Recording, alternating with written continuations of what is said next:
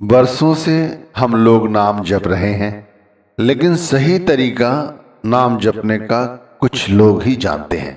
परमात्मा का नाम जैसे भी जपा जाए वैसे तो अच्छा ही है, लेकिन साध संगत जी, गुरु द्वारा दिए गए नाम को यदि सूक्ष्म तरह से जपोगे तो कुछ इसका और ही लाभ होगा। यह सुमिरन थोड़ी देर ही कर लो तब भी बहुत ज्यादा फलदायक है। यदि इस तरह के सुमिरन का अभ्यास बन जाए तो फिर ध्यान धीरे धीरे 9 द्वारों से ऊपर अपने आप उठने लगता है। अभी जैसे नाम जपते हैं तो ध्यान बहिर्मुखी रहता है, लेकिन जिस तरह से मैं बता रहा हूं जिसे सूक्ष्म तरह से सुमिरन करना कहते हैं। यदि सूक्ष्म तरह से नाम का सुमिरन करोगे तो धीरे धीरे ख्याल बहिर्मुखी की बजाय अंतर्मुख होना शुरू हो जाता है। जैसे नाम जपने बैठे तो नाम जपते समय क्या करते हो कि अपना ख्याल गुरु के स्वरूप के साथ जोड़ने की कोशिश करते हो कि त्रिकुटी पे गुरु के स्वरूप के साथ ध्यान टिका रहे तो सुमिरन चलता रहेगा और सुमिरन अच्छा रहेगा। लेकिन सूक्ष्म तरह से जब नाम जपोगे तब गुरु का स्वरूप अपने आप ही त्रिकुटी पर जमा रहता है और सुमिरन करना सरल हो जाता है।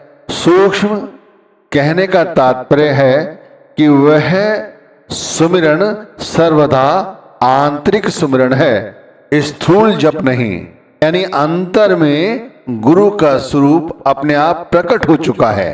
भी क्या है, हमारा सुमिरन बहिर्मुखी है। नाम जपते हैं, ख्याल बाहर रहता है। इस तरह से नाम जपोगे तो नाम भी जपते रहोगे, इसे सूक्ष्म नाम जपना कहते हैं। और हमारा ख्याल अंतर्मुख रहेगा, बहिर्मुखी नहीं रहेगा। देखो, हम लोग ये तत्व की बात नहीं जानते, इसीलिए बहिर्मुखी सुमिरन करते रहते हैं। यदि हम ये जान जाएं और यह अभ्यास करें तो सूरत को सूक्ष्म तरह से गुरु नाम के सुमिरन में लगाएं। अभी जितने काम विकार और जितनी भी वासनाएं हैं वो हमारे अंतर में हैं। कहते हैं सुमिरन द्वारा ये वासनाएं, ये विकार दूर हो जाते हैं। लेकिन बहिर्मुखी सुमिरन करने से ये कभी भी विकार दूर नहीं होते। आप खुद अनुभव करके देख लो, बहुत समय से नाम जप रहे हो ना, फिर भी मन मलिन है, ये वासनाओं में ही लिप्त रहता है। अब यदि यही अंतर्मुख सुमिरन होता, सूक्ष्म सुमिरन होता तो ये वासनाएं अंतर से ही खत्म हो जाती। कहते हैं ना, वो सत्संगी है, वो क्रोध नहीं करता, वो लोभ नहीं करता, अहंकार नहीं करता, उसमें किसी तरह की वासना नहीं है। तो वो इसीलिए क्योंकि वो सही तरह से नाम जप रहा है, सूक्ष्म तरह से। मैं आपको सूक्ष्म शब्द का सही से अर्थ समझाने की कोशिश करता हूं, ये बहुत जरूरी है, समझो। हमारा जन्म 2 तरह से होता है। एक नामधारी का जन्म 2 तरह से होता है, समझ लीजिए। एक जन्म मां के गर्भ से मिला तो यह स्थूल शरीर पाया, तो ये हमारा कैसा जन्म हुआ? स्थूल जन्म हुआ। अब दूसरा, गुरु से नाम दान लिया और फिर साधना की, अपनी आत्मा गुरु के शब्द के साथ जोड़ी, तब ये हमारा आत्मिक जन्म हुआ। आत्मा ने गुरु के शब्द के साथ यदि संबंध स्थापित कर लिया है तो हमारा सूक्ष्म रूप से जन्म हो गया है। समझे? इसे और बारीकी से समझो कि साधना की, भक्ति की और अंतर में गुरु के सूक्ष्म स्वरूप को देखा। किस रूप में? शब्द धुन रूप में, शब्द के प्रकाश के रूप में। यानी ये जो शब्द धुन है, शब्द का प्रकाश है, ये गुरु का सूक्ष्म स्वरूप है, ध्यान रखना। और ये केवल सूक्ष्म रूप से जब सुमिरन किया जाता है तभी दिखाई देती है। शब्द का प्रकाश और शब्द धुन तभी सुनाई देती है। वैसे नाम जपते रहो, गुरु का अनुभव नहीं होगा अंतर्मुख तौर पर। बाहरी तौर पर गुरु का अनुभव कर सकते हो कि वो इस तरह उठते हैं, इस तरह आते हैं सत्संग करने, इस तरह दर्शन देते हैं, इस तरह से अपना सत्संग करते हैं। तो ये सब कुछ बाहरी है, अंतर में का कुछ नहीं है। अंतर का सत्संग गुरु का क्या है? अंतर का गुरु का ज्ञान क्या है? अंतर का, गुरु का सूक्ष्म दर्शन क्या है, ये सब सूक्ष्म स्वरूप से जब गुरु को अपनाओगे तब ये सब पाओगे, वैसे नहीं। ये तो ऐसे ही है, बगैर मेहनत के जो मिल रहा है सो मिल रहा है। नामदान मिल गया और फिर गुरु सामने है, बस वही सच समझ रहे हो। सच ये नहीं है। अगर ये सच होता तो अब तक जितने नामधारी हैं वो सभी के सभी गुरुमुख हो गए होते। सारे संसार में हर जगह गुरु के नाम का ही प्रचार होता, परमात्मा की भक्ति ही हो रही होती। हर जगह अभी मारकाट मची हुई है, आपाधापी है, मन मर्जी हो रही है। इसका मतलब यही है कि गुरु को ऊपर ही ऊपर अभी भक्ति कर रहे हो, अंतर्मुख भक्ति नहीं कर रहे हो। जिस समय गुरु के नाम का सुमिरन सूक्ष्म रूप से करने लगोगे, हमारी सूरत में वो ताकत आ जाती है कि वो गुरु का अनुभव करने लगती है। अब गुरु का अनुभव का मतलब है परमात्मा का अनुभव। अब परमात्मा का अनुभव और गुरु का अनुभव दो नहीं, एक हो गए। तो गुरु का और परमात्मा का अंतर्मुख होकर हमारी सूरत दर्शन करने लगती है, अंतर्मुख होकर। और जब अंतर्मुख होकर दर्शन करती है, तब जब सुमिरन करोगे, और चाहे सुमिरन ना भी करो, तब भी व्यक्ति चलते फिरते गुरु नाम के साथ जुड़ा रहता है। इसे कहते हैं सूक्ष्म सुमिरन, जो बहुत जरूरी है भाई। इसे और सरलता से समझो। जब ये सुमिरन पक जाता है, कौन सा सुमिरन, सूक्ष्म सुमिरन, तब हमारी अंतर की आंखें खुल जाती हैं, अंतर के कान खुल जाते हैं। अब ये आंखें संसार की बजाय गुरु को निहारती हैं, परमात्मा को खोजती हैं। और गुरु की छवि ही परमात्मा की छवि है, इसीलिए वो अवस्था आ जाती है जिसे गुरु घर ने समझाया है, अखी वाझो विखना विन करना सुनना, पैरो वाझो चलना विन हत्था करना, नानक हुक्म पछाड़ के तो खस में मिलना। अब ये बात तब समझ आएगी कि बगैर कान बगैर आंख सब कुछ अंतर्मुख होता चला जाता है, और ये सिर्फ सूक्ष्म रूप से नाम का सुमिरन करोगे तब पाओगे। अब इसे और सरलता से समझाऊंगा कि सूक्ष्म शरीर कब प्राप्त होता है और कैसे इसे मुक्ति मिलती है, और कैसे ये निराकार है, और कैसे ये परमात्मा से जुड़ सकता है। अब इसे बारीकी से समझो। हमारा और आपका ये जो दिखने वाला शरीर है, इसे स्थूल शरीर कहते हैं। इसके भीतर और एक शरीर है, उस शरीर को सूक्ष्म शरीर कहते हैं। और उससे भी छोटा एक और शरीर है जो कारण शरीर होता है, और फिर महाकारण शरीर। अब इसे और बारीकी से समझो। जो देखने वाला शरीर है, जो हमारा शरीर दिखाई देता है, इसे अनन्य कोश कहते हैं। और इसके भीतर प्राणमय कोश है, जिसे हम सूक्ष्म शरीर कहते हैं। यही समझना जरूरी है। इसे सूक्ष्म शरीर कहते हैं जिसके अंदर प्राणमय कोश है। अब इससे आगे चलो।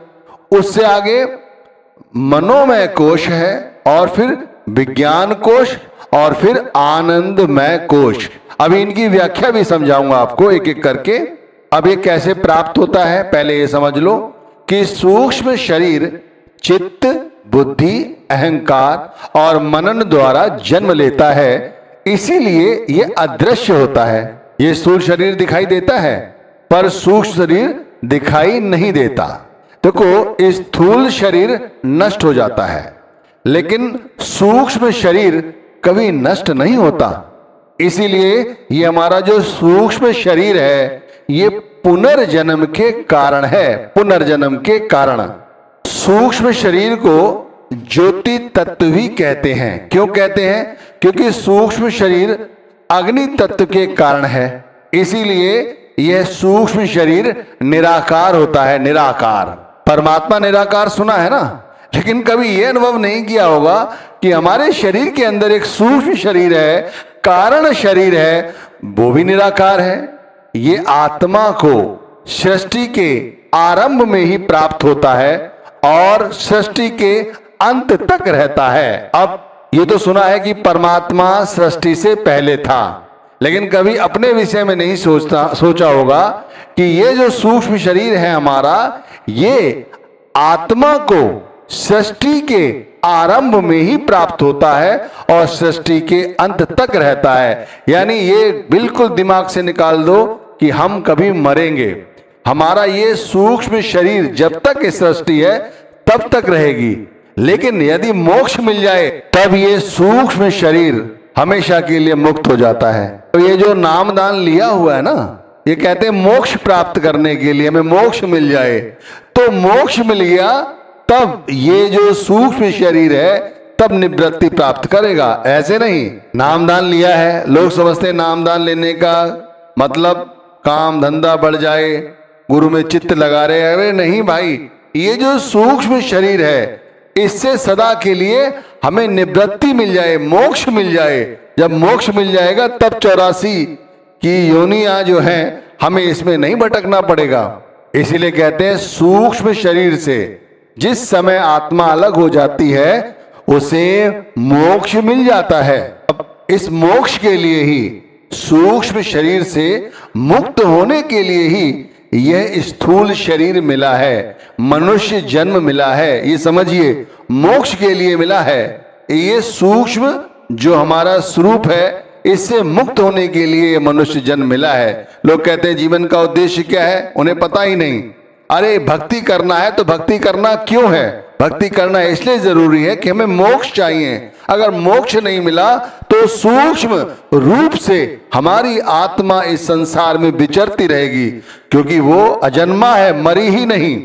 इसे मोक्ष मिल जाएगा तब यहां से छूट जाएगी। इसीलिए सुमिरन करना कहा गया है, वो भी सूक्ष्म तरह से। जैसे ही हम अपनी आत्मा का साक्षात्कार कर लेते हैं वैसे ही हमें मोक्ष मिल जाता है। कोई यदि कहता है कि उसने परमात्मा का साक्षात्कार किया है तो समझ लो उसे मोक्ष प्राप्त हो चुका है। वो सिर्फ परमात्मा के भाड़े में है और परमात्मा की रजा में है, और वो हम सभी का काम बनाने के लिए हमें उस परमार्थ के मार्ग पर ले जा रहा है। जो नारायण का साक्षात्कार कर लेता है उसका तो मोक्ष तय ही है, वो मोक्ष जीते जी प्राप्त कर लेता है। और यदि हम अपनी आत्मा का साक्षात्कार कर लेते हैं तो हम भी इस 84 के बेड़े से हमेशा के लिए मुक्त हो जाते हैं।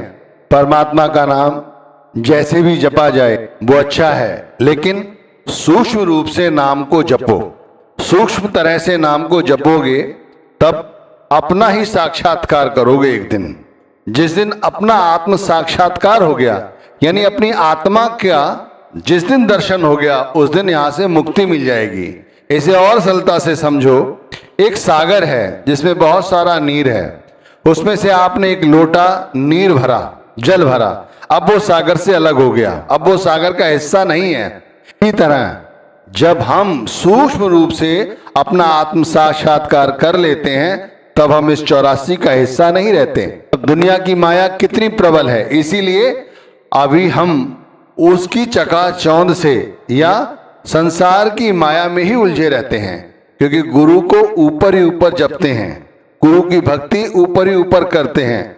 अगर करना है कुछ बहुत कम समय में, तो ये बहुत बड़ी बात समझा रहा हूं, बहुत कम समय में ये करने लगो कि सूक्ष्म तरह से नाम का सुमिरन करो।